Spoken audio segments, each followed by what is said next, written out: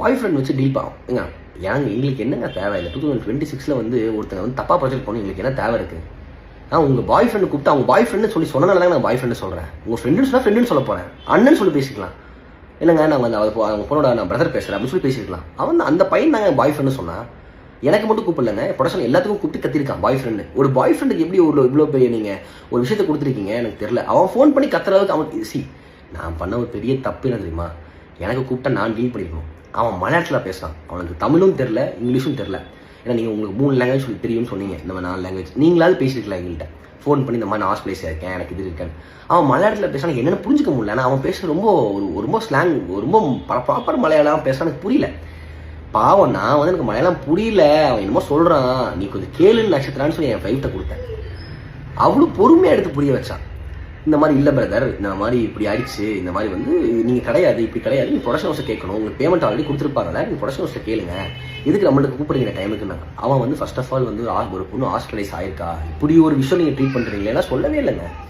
அவன் என்ன சொன்னான்னா, அந்த பொண்ணு வந்து நாங்கள் ஹாஸ்பிட்டல் இருந்தோம், வீட்டுக்கு கூப்பிட்டு வந்துட்டோம், அப்புறம் நாங்கள் வந்து இப்போ வந்து அவங்க வந்து வீடை காலி பண்ணிட்டாங்க, அவளுக்கு ஃபிக்ஸ் வந்துருச்சு, என்னென்னமோ சொல்கிறாங்க. எனக்கு அது ஒன்றுமே புரியல. இப்போது ஒரு மனிதாமனம் இருக்கும்ல, ஒருத்தங்க ஃபோன் பண்ணி ஃபஸ்ட்டு என்ன ஹாஸ்பிட்டல் ஹாஸ்பிட்டல் பண்ணிட்டாங்க, எனக்கு என்ன பண்ணுறதுன்னா அதுக்கு நாங்கள் ரெஸ்பாண்ட் பண்ணுவோம். அவன் அதை கேட்கவே இல்லை, அந்த பையன் அதை கேட்கவே இல்லை. அந்த பையன் காசு கொடுக்கணும், நடிச்சதுக்கு காசு கொடுங்க, நடிச்சது காசு கொடுத்தாச்சு, அதுக்கப்புறம் என்ன காசு கேட்குறேன், எல்லா ப்ரூஃப் நம்மள்ட்ட இருக்கு, அவர் என்ன காசு கேட்குறீங்க? அண்ட் எனக்கு ஒன் மோர் திங் எனக்கு ரொம்ப ஒரு உறுத்திட்டு விஷயம் ஏன்னா வந்து நான் ரைட்டிங்குக்கு நான் ப்ரொடக்ஷனில் கை நீட்டி காசு வாங்குறேன்னா என்னை எப்படிங்க ஃபோர்ஸ் பண்ண முடியும்? நீ இந்த கதையில் வந்து எனக்கு 15 days வர மாதிரி எழுதி கொடு, எனக்கு என்னை எப்படி ஃபோர்ஸ் பண்ண? அனுராதா வந்து நான் சொல்லிட்டேன் உங்களுக்கு சைடு ரோல் தான் இந்த, நீங்கள் வந்து அனுராதா வந்து லீடு ஹீரோயினுக்காக ஆடிஷனுக்கு வந்தாங்க.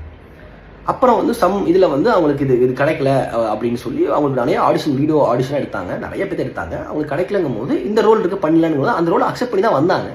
2 months நடிச்சாங்க, அதுக்கப்புறம் அக்ரிமெண்ட் சைன் பண்ணாங்க. எல்லாமே தெரிஞ்சு பண்ணிட்டு எதுவுமே தெரியாத மாதிரி இந்த பொண்ணு வந்து ஒரு ட்ராமா பண்ணுறது வந்து ஏற்றுக்கவே முடியலங்க, யாருனாலும் ஏற்றுக்க முடியல. எங்கள் வீட்டிலலாம் நான் வந்து உங்களுக்கே தெரியும், நான் வந்து ஒரு சின்ன வயசுலேருந்து 2017 ஒரு எம்எஸ்ஆன் யூடியூப் சேனல் வச்சு அவ்வளோ கஷ்டப்பட்டு ₹1 கூட இல்லை என்கிட்ட. நான் வந்து ₹1 கூட இல்லாமல் ஒரு விஷயமா பில்ட் பண்ணி இவ்வளோ தூரம் வந்திருக்கேன், இவ்வளோ தூரம் கொண்டு வந்திருக்கேன். அது எப்படி ஒரு செகண்டில் வந்து நான் காசை ஏமாற்றி நான் வந்து இது பண்ணிட்டேன்னு சொல்ல முடியும் உங்களால்? எனக்குலாம் ரொம்ப கஷ்டமாக போயிடுச்சுங்க. நான் எப்படி காசை ஏமாத்தினேன், யாரை ஏமாத்தேனா?